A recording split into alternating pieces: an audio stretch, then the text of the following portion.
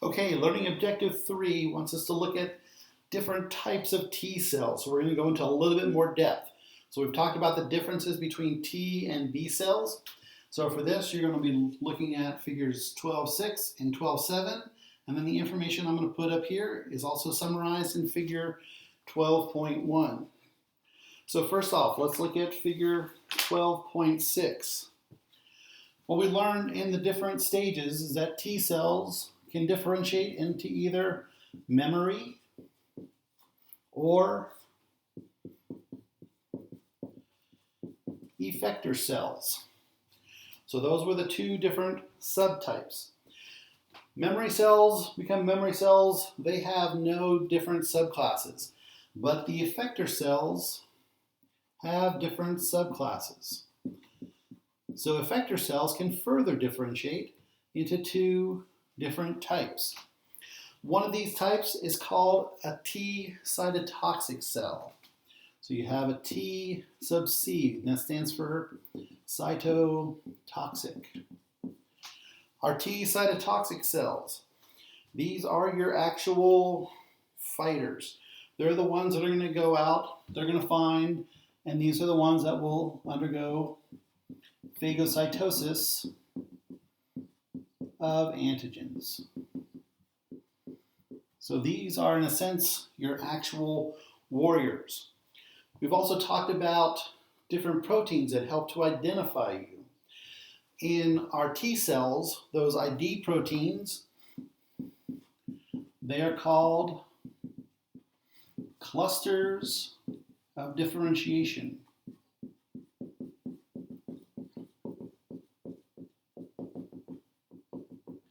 That's a long word.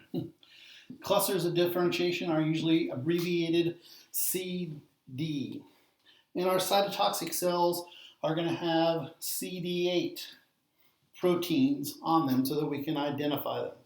So you can see in figure 12.6, our T cytotoxic cell has a CD8 protein on it. You can also see in there that the other subclass are called helper cells. These are designated T sub H for helper.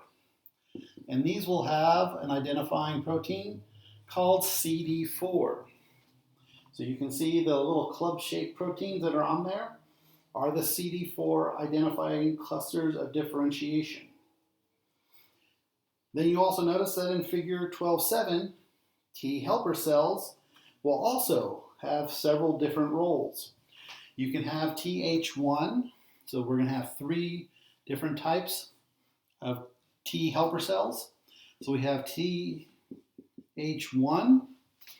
The role of Th1 is to activate my Tc.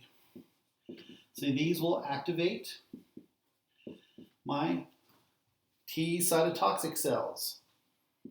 We also have, I keep wanting to write an H. We also have helper cells, Th2. These are going to actually activate B cells. You can also see that in figure 12.6. So you notice T helper cells, they release cytokines. Remember those molecular signals? And when they do, these T helper cells, they can activate cytotoxic cells. Those T helper cells can activate B cells. Or you have what are called Treg. The last step of inflammation, remember, was called resolution.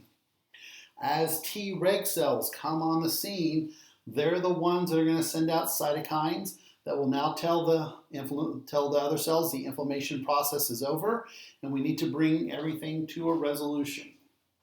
So you can see our two different types of T cells, cytotoxic and helper, in figure 12.6.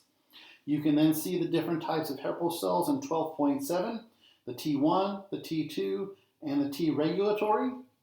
You can see which they activate. So when the T1 activates the T cells, it's activating the cellular component of the adaptive immune system. When the Th2 cells activate B cells, then they activate the humoral response system. And when T regulatory come on the scene, they allow resolution to happen to the inflammatory process. And this also, again, is summarized in Table 12.1.